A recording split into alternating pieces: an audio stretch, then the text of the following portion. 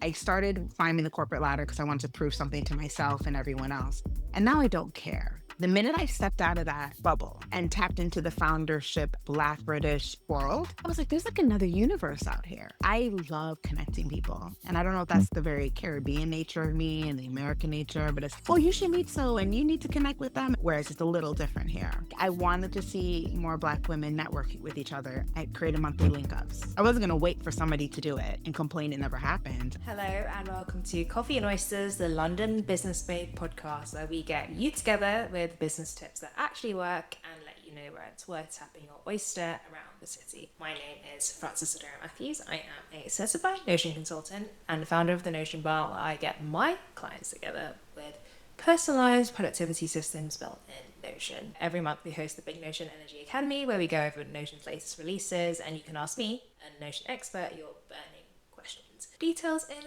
the show notes. What a day. So interestingly enough, I actually am filming this a few hours after today's episode, which is incredible. Thank you so much to Jo for being our guest. I went to the Ministry, that's where the Christmas party was. The Ministry of Sound, the club, has a co-working space. And so one of my friends invited me there, and that's where it was. It's always interesting being around like corporate spaces because I'm just really not in that world anymore, and it just feels so alien to me to be honest. But yeah, other than that, just really looking forward to winding down, I would say, especially because I just finished the rebrand for the podcast, so you'll be listening to this a few months after that's gone live. I'm just curious to hear any feedback, what people think about it. For the OGs, you will probably remember the original branding, and honestly, I did that in a rush, and it was just something temporary. It was never going to be permanent. A very dodgy Canva job. But a year on, it was time to grow up, let's say, especially if I want to start approaching brands and stuff, so they'll take me seriously. And so that process was kind of exhausting, updating all of the templates and so forth, and Descript. And so that on top of like all of the client work and the Christmas rush and everything, I'm exhausted, guys. But yeah, without further ado, really excited to hop to today's episode. Hey London Business Babe. This community is built for us and by us to ungatekeep your next move and life in the city.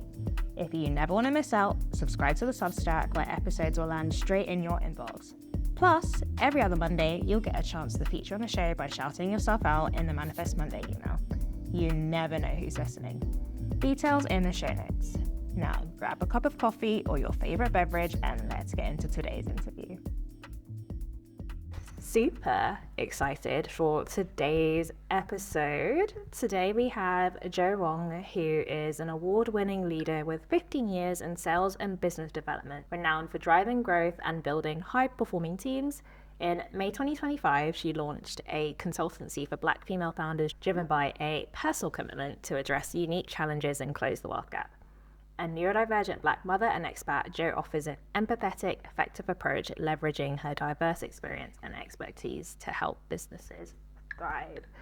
Super excited to have you on the show. Before we met in real life, I was loving your content anyways, so it feels very full circle for me. Oh, thank you.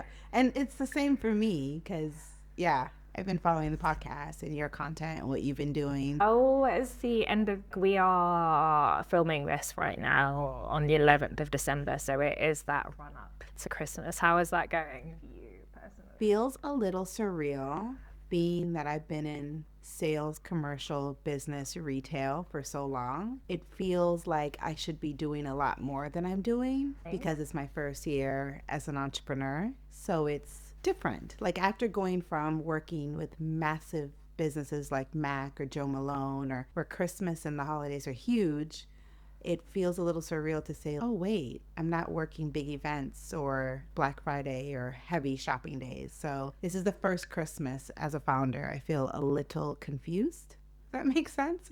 But I'm adjusting. fair enough. So it feels slower in one way, but are there ways in which you're like, oh, this is different? I didn't realize I'd be like doing this in my time as a first time, as your first Christmas as I found it. Yeah, it's like, oh no, there's no break for me. If I stop working, I stop making money. It stops. So it's kind of, oh, I guess what are you doing for the holidays? Working, thinking about work, preparing work, so it's very different. Very different. Yeah, no, I hear it. The Christmas period, that like 2 weeks of nothingness, I like to call it, is I'm not doing client work per se, but I'm doing all the stuff that I never have time to do, like updating my website, redoing my packages, just all of that stuff. But I'm so curious about your journey because you've had an incredible journey and career. Tell us how that has led to what you're doing now with Let's Grow BFF. In whatever divine way it's been, everything has just layered into the next journey. I do feel like it's been a novel and every part has been a chapter. My beginnings were in beauty. I worked at a MAC counter as a MAC makeup artist, brush belt and all, weekends with all the looks and the glitter and the gems. And ultimately, I loved artistry, I loved makeup, but I was very good at commercial sales. Like I was just always very business driven, even working there. So when I would apply for roles, they were like, you'd be great in management, you'd be great in different roles. And I would be deterred because it didn't feel sexy, it didn't feel cute or fun or creative. And I end up taking essentially every single role, like a third key, assistant manager, a manager of a bigger counter, an account coordinator, a sales manager. And I just really kept moving up, widening my range and view in Estée Lauder. And I remember even being in the company and getting to a certain level and saying I started as a MAC makeup artist, and many other people on the corporate side would be like, oh, wow. Because a lot of them did not come from the sales floor or the front line, if you call it, in the retail world. But you learn so much there. And everything I think about even to this day was from 20 years ago when that was the case. And then, I worked with emerging and expanding the Caribbean and Latin America with a lot of companies who actually moved me here 6 years ago on a work contract. So I was brought here to do a specific assignment working on an initiative, and then COVID hit. And it was ultimately like, what now? Coming here, new country, knew no one, had no idea what my next 3 years here were going to be like, especially that they were going to be in a house for COVID. I was then scouted by Farfetch. That was really the moment where I learned it wasn't just I was good at beauty, I was good at business. I was good at supporting businesses and developing them and understanding commercial sales. So I really enjoyed that transition because I think if I would have just stayed in that space, I really wouldn't have known my range in terms of what I can do and what my capabilities are. No, I hear it. How do you feel like those shop floor skills help you with being good at business? On the shop floor, you are the business, right? A lot of businesses will say, we want you to sell 10,000 pounds this month, but they put it in an Excel sheet. They just like pop in a number and expect it to happen. When you're on the shop floor, you know what that 10,000 represents. You know how many lipsticks that is. You know how many foundations that is. You know how many customers that is. So you have a different relationship to the numbers. So it's a lot more tangible how you look at the business and how you look at what you need to achieve, right? So I think when you have that floor experience, you understand what can actually happen. No, absolutely. And as a kid, did you want to be like a business girl boss, or did you have dreams of owning your own business or anything like that as a kid? I wanted to be a boss. What? I have naturally been bossy my whole life. I don't think there's anything wrong with being bossy, by the way. I've come to terms with it. My mother tells a story of they brought her in school to observe me when I was in pre-K or kindergarten. And I was essentially bossing everybody around. And I was the smallest. And they wanted her to tell me not to be so bossy. And my mother was like, that's fine. She's a leader. I don't see anything wrong with this. So I've been built to be bossy. I will say that much. And I'm embracing it now. I used to not like it, but it is what it is. There's some people that just need to take the reins and take control and lead. Do you know what I mean? Be decisive and make the decision. Yeah. Did you have any icons that you followed growing up or like looked to? I really loved strong women. Like I loved living single because they were all strong women in different ways. So like the Regina Khadijah, the Maxine, like Maxine had this really beautiful masculine energy, but she was so feminine at the same time and took control. And so, yeah, I always loved the strong female characters in shows, for sure. Okay, no, Yeah. I hear that. And so tell us more, actually, about the work that you're doing with Let's Grow BFF. Like, Yeah, like what's your the bestie. mission here? Really? Yeah. No, I love that name as well because it's like double entendre. Exactly. There was a whole strategy behind it. When I worked in the Caribbean, I would have to open like a Mac store, for instance, in Jamaica, in St. Lucia, in Barbados. A lot of the people that worked there did not have commercial experience or knew how to deal with sales or business revenue. And I would have to work a lot of times with these managers who were maybe just a makeup artist that we hired to run the store that might be doing 600, 500,000 to a million. And I loved it because you would take somebody that doesn't know like door growth, year on year sales, average order transaction, or all these different KPIs and metrics you would use in business and teach them how to run their business. So what I realized as I grew in different companies, I missed that. I missed working with these small enterprises and working with somebody and helping them develop their commercial mindset and strategy to develop their business. I miss essentially building. I loved working in emerging markets. I loved working in spaces that people didn't necessarily pay a lot of attention to or invest in. So when I would say about 2, 3 years ago, I started making a conscious effort to get my nails done by a Black female owned business, to get my hair done, to get anything. I was like, is there a Black woman that owns something of this sort to invest? Essentially, when I would go experience the business, I would immediately, because of just who I am and how I look at businesses, I would identify opportunities. So as I'm getting my hair done, I'm like, have you ever thought about this? And you should do a subscription. And really, I'm not the type to complain about a Black female owned business. I'm the type to say, hey, Francis, I have some feedback for you on how to grow your business or how to improve your business, because I want us all to succeed. That is like my crutch, right? So when I was stepping away from corporate, when I was like, I'm going to go into consulting or going into something fractionally, what audience am I going to work with? What am I going to do? I interviewed over 50 founders, and it was all the Black female founders. When I got off the call, I was so inspired by.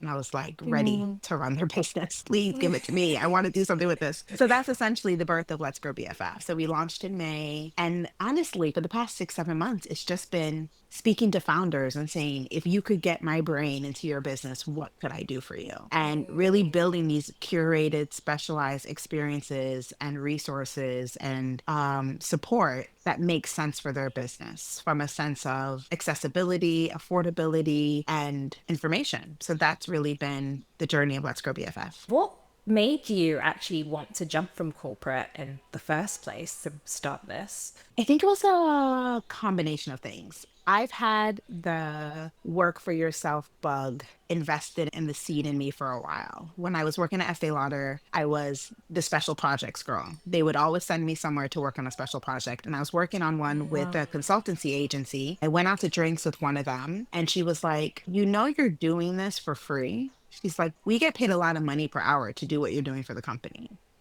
And then she opened up my world to, you could just go in and support businesses this way. Like, you don't have to work corporate to do that. So that always stayed in my mind. And then I was doing executive coaching, and we were talking about what I viewed as the glass ceiling, but also the glass cliff. And through conversation, she found my frustration of, I don't even know if I want to keep growing in companies. I don't even know if this is bringing me satisfaction. Like, I started climbing the corporate ladder because I wanted to prove something to myself and everyone else. And now I don't care. And to be really transparent and honest, I think Kamala Harris did a lot to me. And at that moment, I was like, yeah, I think I'm done. I think that's it. I think my shift is done. And I remember the night of that election, I woke up the next morning like, I'm not feeling this anymore. I'm not. And I was trying to, and I was like, maybe I just need, and it was this time last year, I was like, maybe I just need a holiday. Maybe I just need to take a break for Christmas. Maybe I just need to step away from this Christmas. Girl, on the second conference call in January, I was like, oh, I'm done. I am done. You were coming over that glass of wine after the election where she was like, you know what?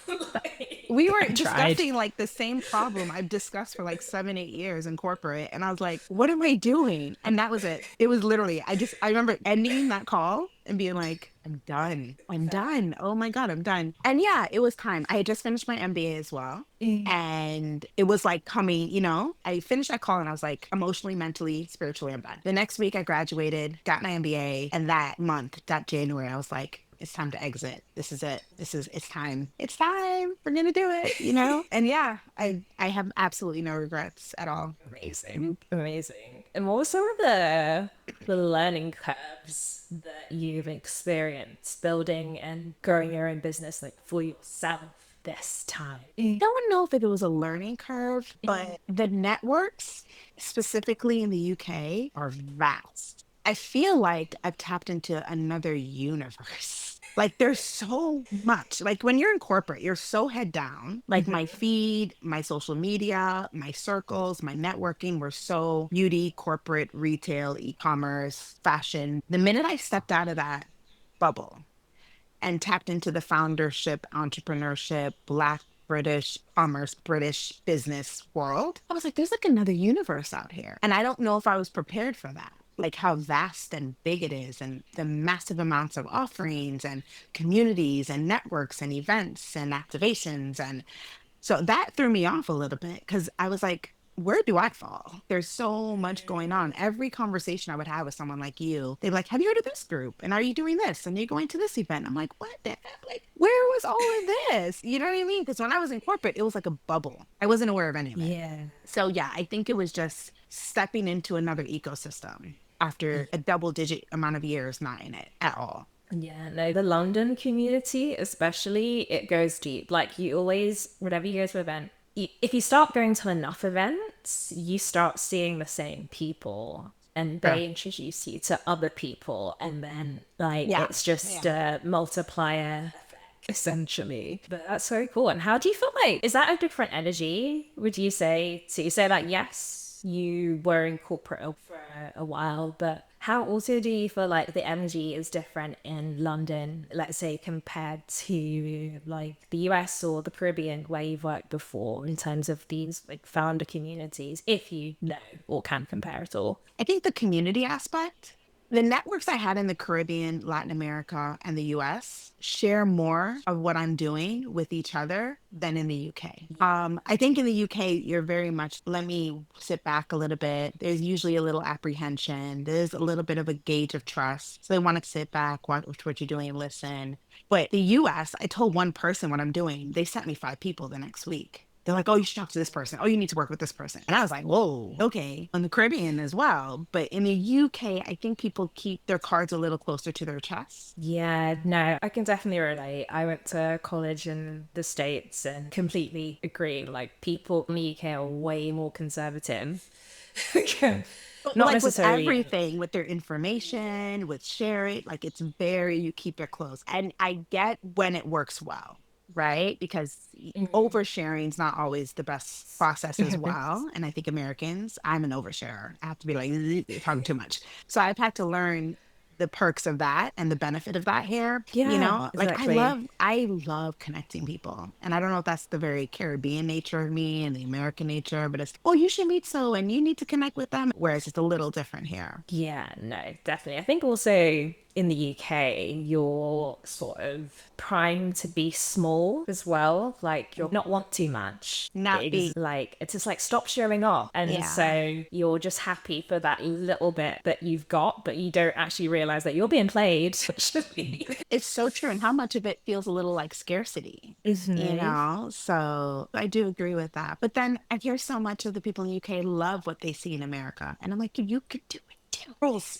There's no rules. So I'm very big on what I want to see. I wanted to see more Black women network with each other. I created monthly link ups. I wasn't going to wait for somebody to do it and complain it never happened. I was like, I'll try. But I think it's that vulnerability of possibly failing. Yeah. Whereas like, and I put this on TikTok the other day, Americans, we are like, oh, we failed. We fell. Anyways, like shame was shame. The whole Yeah. country feels a little embarrassing right now. So we're like, what's shame? Who cares? But I think it's this fear of failing. I think it's this fear of vulnerability. I think it's this fear of being like, I'm going to do this. And then maybe no one show up or Yeah. doesn't. It's like, what will people think of me? No one cares. Cares. Oh, I think that would be the biggest differences, I would say, culturally. Yeah. 100%. And so I'm curious, like, how do you help Black female founders? What is the business model? What is the methodologies? What is the way that you work with people? Yeah, I think ultimately, I tell people I'm not a business coach in the sense that I'm not here to amplify you specifically. I'm very loyal to the business. So within the onboarding, my conversation with you is, what do you want to see from the business? And I will challenge you on that through the whole journey. So if you say you want to increase cash flow and you start proposing decisions for that, I will go always back to the goal was to drive cash. And this looks like a dilutive activity. So a lot of the journey and the conversation together is setting the ambitions. I like to work 90 days rolling because you need to invest into the business to really understand what the opportunities are. I am a very data-driven strategic decision maker. And as I begin working with the business, I'm diving into your data. If I were to step into your business, I want to go through your Google Analytics. If you had partnerships last year, what were successful about them? Where is your sales funnel coming from? I want to dissect your business and understand what is the framework that's creating your business right now, and where do we have small wins? And it can be increasing prices on your services or products that can immediately create more income and growth for you.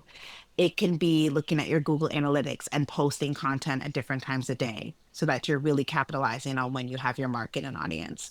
Essentially taking a step back and looking at your business holistically. And a lot of people are so in the vines of it that they don't ever take a step back and say, this is where you are year to date. These are your top customers. These are your top products. These 3 products represent 80% of your business. I have this conversation with some businesses and they've never done that before, and they've been open 7 years. Yeah. So I would almost say the process of working is to take a pause and do a deep dive of where you stand today and where you want to be and what is the journey between the two, right? And we build it together as framework, and we build in a level of accountability. I like to say, as a growth partner, I've had founders call me a silent co-founder. And I want to see that I will never take on a business within our programs, within the agency, that I don't believe in. And it was funny. I was sending an overview to my advisory board of all the businesses I'm working with right now. And there's always some level of giving back that each business has. If it's like fitness, there's some element of it that resonates with my values. So I'm very inspired to help them. It's a business I would invest in because I'm investing my time. I wouldn't invest in the business. I wouldn't take it on as a partner. Love that. And then working with Black female founders specifically, are there any trends that you're seeing in the problems that people are facing? They need to get out of their own way and they ask for help, and they need to be comfortable with not knowing everything. But at the same time, they are extremely resilient. They are so innovative, and they are, I don't even know how to describe it. There's always some element of impact. I want to start a hair company to support women, especially those with alopecia. There's always something about helping from loads of money and right off to the sunset. There's some element of impact and giving back to all of it. I see that more with Black women than any other demographic I talk to as far as founders. So I don't know the correlation of that, but I definitely observed that. Most of the people on this show, majoritively are Black women. That is, we're always helping somebody. But again, that's a whole other discussion for another In the day. process, are you helping yourself? You can't help anyone. Yeah, there's always that element. Have you had any memorable moments as you've been helping people so far? I think recently there's a business, when I started working with them, we had an initial onboarding and she went really quiet, but I kept just leaning in and saying, hey, just checking in, here when you're ready. Just a couple of those. And finally, when we met up, she was ready to just call it, like close the doors, finish, shut down. I'm done. I've had enough. This is too hard. And I was like, can you please just give me 8 weeks? I see there's opportunity here. Just give me 8 weeks. I know it's hard. I see through the mess right now, please. And we just finished working about 6-7 months together, and she's had year on year like over 34% like door growth. She's doubled her new clients. She had a record breaking month. And this is someone in April, May that was like, I'm closing it all down. And I think for me, it was like, this is why I'm doing it. I really enjoy this. Yeah, I like to call it subtle bullying. All right. We're not giving up yet. If I've tried everything, if we've exhausted everything, close it up. Right? I'm not one to say that. But not when there's still opportunity sitting there. Yeah, and like sometimes people just need a little nudge. When you've been doing Cheerleader. it by yourself for years, exhausting. So I think it was the first time she handed it to someone else and was like, help. Do you have anyone else helping you run things the day to day in the business? Yeah, so I have an executive assistant based in Trinidad, which I love. Her name is Zenoya. Nice. She's fantastic. She keeps me on point. I have a digital person who helps me with like editing and video and content and stuff there as well. I have an advisory board that keep me accountable, that stretch my way of thinking, look at the full picture with all different kind of mindsets and experiences and backgrounds. So it's so important you keep yourself around a strong team that support you. And how do you go about finding an advisory board for people out there?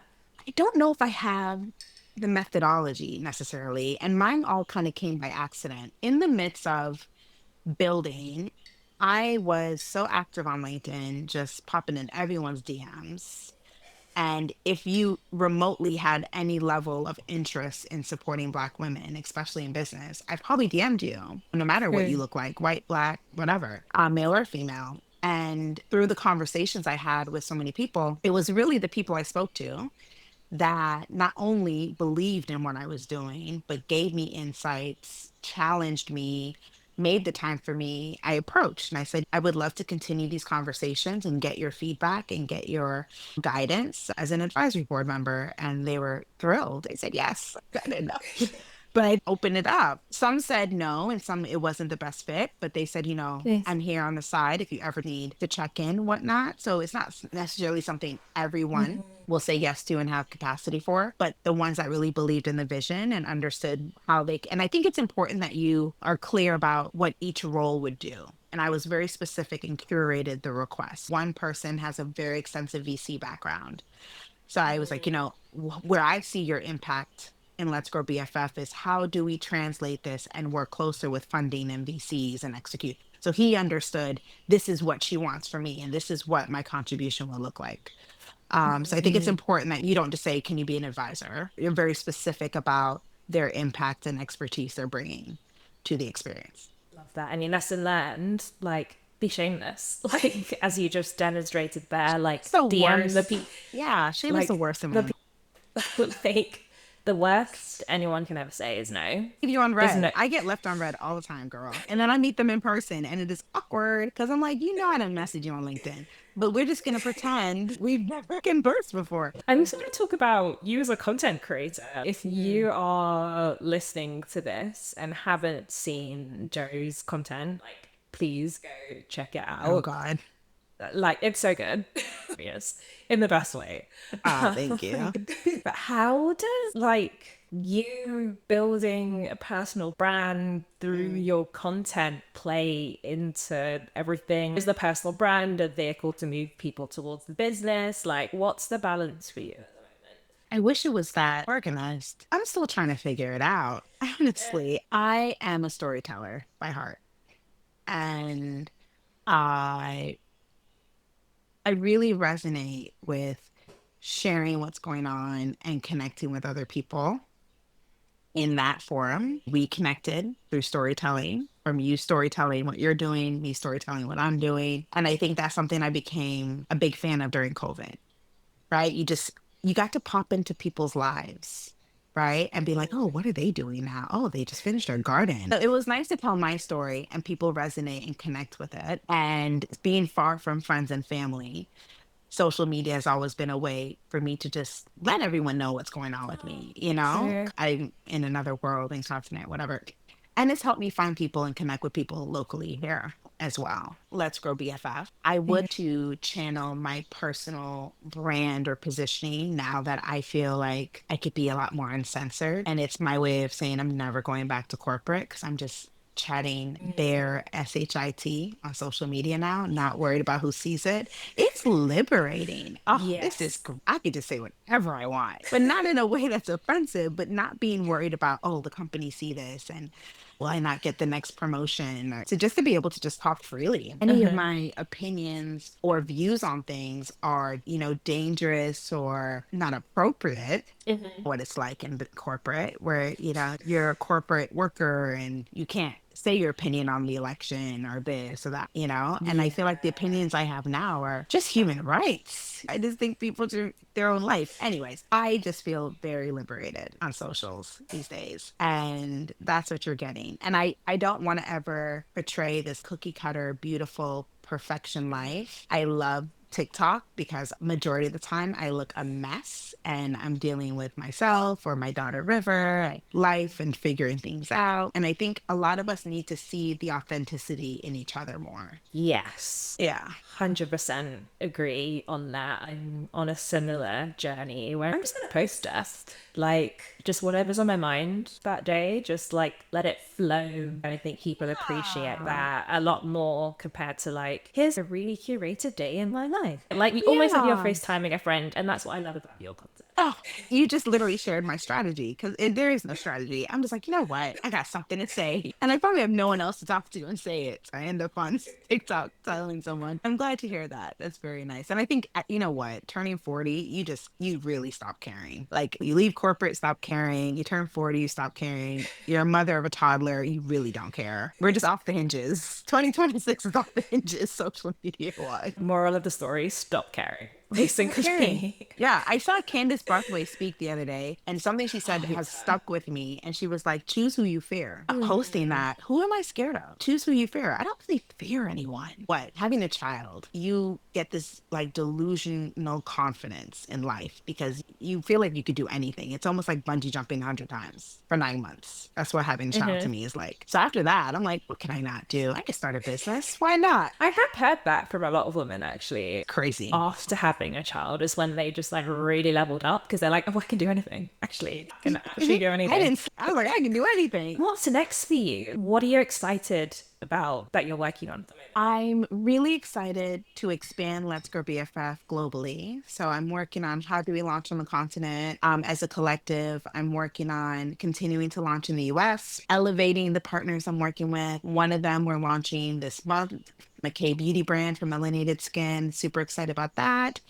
But yeah, just continuing the growth we're seeing with Let's Grow BFF. It's super, super exciting. And meeting more incredible women of color like you and figuring out how to collaborate more. Like, I feel like I've been like inducted to this new world and community, and it's so exciting. I meet and speak to incredible people every single week. And in my head, I'm like, how do I work with them? How do we tap them in? I think it was building the framework this year. And next year, what do the synergies and cross collaborations look like? Thank you.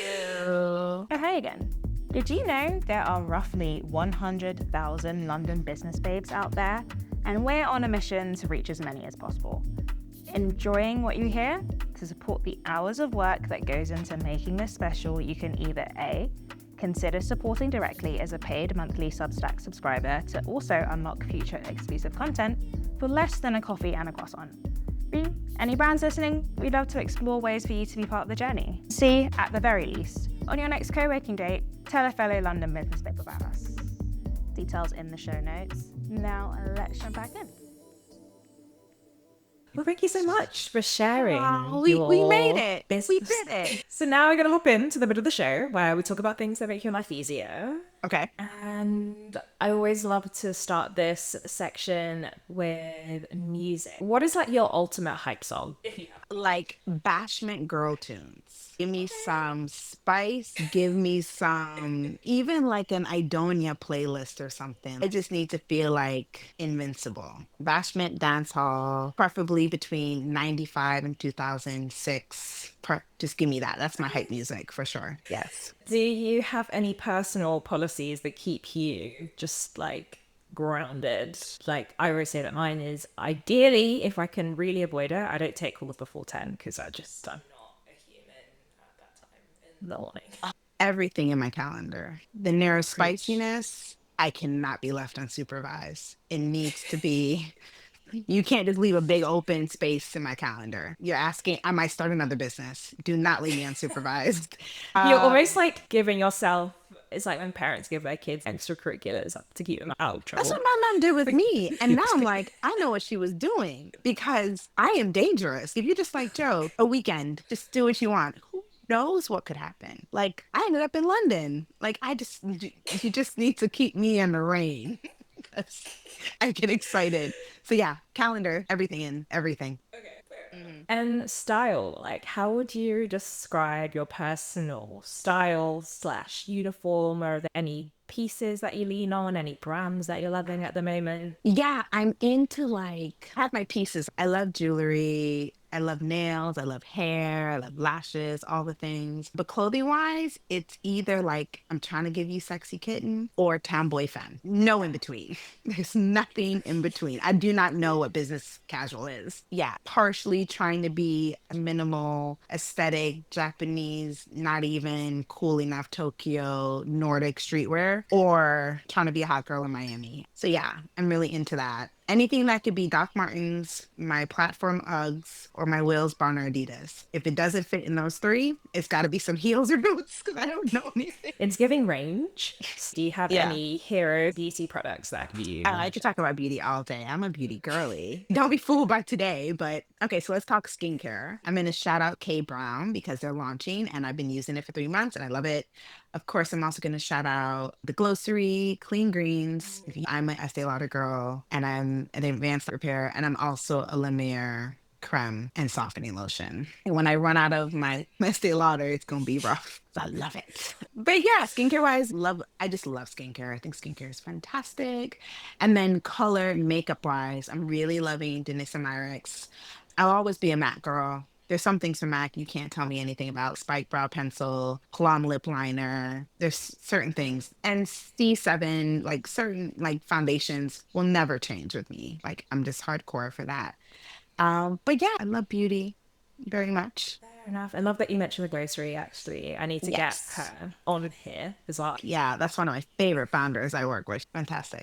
Awesome. And tech, you also just mentioned your calendar. Like, what are the tech tools, apps, things that you just could not live without? All of them. So, you know, it's so weird. We need to connect because I am not a Notion girl, but I'm everything else. Like, I love Monday. I love Google Workspace. I love, like, everything needs to connect with everything. Love my Claude. Me and Claude are besties. Gemini. I've been playing with Sintra. I don't know if I like her that much. Yeah. A lot.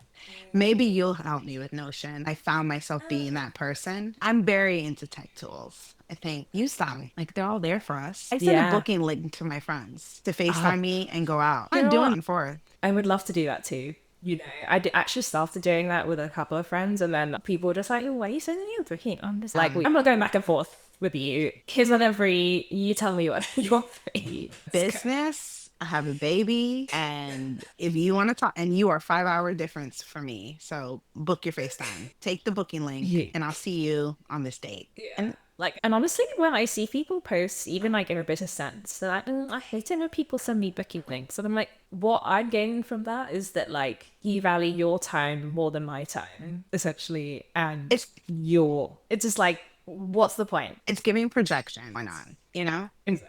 Because booking links 100%. Especially if you know that they are a solo founder or a small business, because nobody has the time. No one. Agreed. What is your booking link of choice? You know what? All my Google calendars sync together and talk to each other so Calendly. So Business resources or wise, are there any like books, podcasts, newsletters, that kind of thing that you love to help make you a better business person? I feel like I need to do more of. I hate to say this, but it really is LinkedIn. LinkedIn is where I find the articles I like, founders I'm interested in, podcasts I want to listen to. The Business of Fashion, Vogue Business, Beauty is another good one. There's certain content creators on LinkedIn I like to follow and get alerted. So yeah, I think because it's just trend reports. Like I'm more into what's coming, what's the trend, what's going on from that standpoint. If you're into trends, well, number one, Vogue has a really good podcast called The Run Through. The Business of Oh Fashion yes, podcast I is have also that. Yeah, good. Very good. And kind of a nerdy one, but like WGSM had really good podcasts. It's about just like cool emerging trends. Yeah. And you know what? My socials end up in that storytelling algorithm because of what I probably talk about and what I look to consume. It's time when people say, oh, I read something, they saw a TikTok. Let's be real. You ain't read anything. Amazing. Oh, hey again. Did you know there are roughly 100,000 London business babes out there? And we're on a mission to reach as many as possible. Enjoying what you hear? To support the hours of work that goes into making this special, you can either A, consider supporting directly as a paid monthly Substack subscriber to also unlock future exclusive content for less than a coffee and a croissant. B, any brands listening? We'd love to explore ways for you to be part of the journey. C, at the very least, on your next co-working date, tell a fellow London business babe about us. Details in the show notes. Now let's jump back in. Thank you for sharing. In court. Now we're going to chat a little bit about London as a transplant London girly. Tell people where you're based, north, east, south, west. Where are you? I'm East London girl. Have you always been in East, or have you? I started moved in around a little bit? Camden, so I started north, but I love East. I don't think I'd live anywhere else, to be honest. Yeah, no, East is cool. I think it's just easier as well when you do the kind of thing that we do, like, because so many events and things are just in East. So Yeah. transport. And I'm like, I'm so good with transport where I am. Is there anything on your London bucket list at the moment? So I was thinking about this. I don't really have anything. I feel like every summer, if I'm stuck here, and I've been stuck here a few summers, if it was because I was pregnant or this, or I try to knock out all the things I want to do. I really want to think about something fun and interesting. You know what? It turned into a baby kid bucket list now. It's all, I want to take River there. I want to do this with River. Like, it's there. It's terrible. I'm not going to lie. I went to UK Garage Brunch. And that was one of the best times I've had living in London because you guys come alive at a brunch and it was garage. So you guys were out of control and I had such a good time. So I would love to, I have more of a bucket list when it just comes to the UK. Like I'd like to explore different parts. I've never been to Wales. So I'd like to go. I've been to Scotland. I've been to Ireland. I've been to a lot of the different cities. But yeah, I'd like to explore the UK some more. I have also been to Liverpool. It's so far, but you've got to kind of commit and like. It's true. I went for my baby moon. It was terrible. Like it took hours to get there. I had to stop to the back every 5 minutes. Do not recommend, but it was beautiful. It was a beautiful experience. Also love that you shouted out UK Garage Brunch. I've seen that pop up on my socials, but maybe this is a nudge to go. Because if there's one thing that British people know how to do, it's sing along to a karaoke, a trivia, something. It was very good. And tell us about places that you love. Do you have any favorite restaurants that you always recommend? Yeah, my favorite. Have you been to Bubala? No. Tell me. So there's one in Covent Gardens, I think, or Soho, and there's they're both tiny. And there's another one in Spitalfields, but they open a big one in King's Cross, and it's like a Mediterranean fusion, vegetarian, vegan, and they just give you course after course. The food is incredible. Non-veggie people all the time, and they're like, what is this magical food? So I would say Bubala is one of my favorite restaurants. Of course, a vegan restaurant. Tofu vegan, you can't touch tofu vegan. Love. After that, I really Jam Delish. They're very nice as well. A lot of my old faves have closed more recently, but yeah, I would say that. Can't think of anywhere else. Okay, fair enough. And how about like cafe, co-working spots? I now work in a co-working spot in Hackney Wick. I live in the East Village area, so the gantry is really nice to just pop in and do some work there. I went to a really cool, like an old church or something in central London. Oh, I know what it's. Yeah, but yeah, there's different like random places. I can't really tell you the names of them, but it's just I needed to charge my laptop or something, and I stopped in and I was like, this actually is cute. This can work. It's a working space. But yeah, in Central, there's a lot of really cool spaces. Just pop in and work for sure. I'm a big fan of a hotel lobby because they tend to leave you alone. This is true. It's my favorite place. The library at the Standard. King's Cross. Perfect. Solid. Perfection. Yeah, for sure. Yeah. How are any like member spaces, groups that you want to shout out? As you mentioned, you've been discovering a lot. Yeah, I love the work I've been doing with Nana and Fundership Grant. In addition to that, I've done stuff with Sisters in Sales. They're global, but they also have a UK chapter. What other communities? I have been working with Black Women Owned. They're based in the US, but they're expanding as well here. So that's been a fantastic community. But yeah, there's just so many doing really incredible things as well. Yeah, you just kind of got to get out there and find them. No, exactly. So yeah, it's been great to further network. I know Vamp UK, I went to their brunch for the Black British show. That was fantastic. But yeah, it's been great to network and meet more of them. Thank you for sharing. We'll add all of those to your directory page in the guide. So if anyone listening, go there and explore one of those amazing suggestions. Yeah. So thank you for sharing your little London guide to round up the show. Let's go with some wins. Okay. What a recent win for yourself, and is there anyone else that you would like to shout out for their win as well? My recent win for myself is making it through 2025 because it wasn't looking good in the start. 2025, finishing it, so that's my win. A win I want to shout out for someone else. You know what? I want to give you your flowers. I've been on it. I know this isn't easy. Like, you saw what we had to do to get here. So it's easy to be like, this is too much. Oh my God. But you've been doing really well. So I think you should be really proud of what you've been able to accomplish with this podcast. Thank you. Just trying to get people's story about there. Yeah, we love that. Is there anything that you want to plug? And is there anything that you need help with? I love that. So I will always and forever plug Let's Grow BFF. We are looking at people from a fractional. So you, Miss Notion Consultant, you could easily join Let's Grow BFF as a fractional support. What I'm seeing is I had met Black women that are good at doing everything in this process. And I've met Black women who own businesses that need support in everything. So I'm like, how about we put these two people together? So there will now be a directory for anyone that does consulting, fractional, whatever expertise support, if it's coaching, if it's whatever. I would love everyone to join. Founding members who join before the 31st of December stay complimentary and have access to the space for life, as long as they stay engaged every 30 to 45 days. And then we will start the collective membership in January. And then in terms of ask, anyone that wants to further support this space, if it is doing a webinar expert talk, it could be you doing something on Notion. If it is you work for a business, a bank that is looking to further support, fund, and provide resources to Black female founders, whatever it looks like, we are here taking all levels of partnerships. So the ask is anyone who is interested in partnering with an organization like this, a business development agency specializing in Black women, please drop in my DMs. I would love to work with them. Amazing. And do you have any dream collaborations / partnerships? Something like the 15% pledge, something like Serena Ventures, something like there's these massive, incredible grant and VC funds wanting to fund Black female founders. I want to support it. I don't want them just to get the money and not know what to do. I want to support an execution. I want to see them scale. I want to see them build from all these investments. So yeah, it would be those big players. Love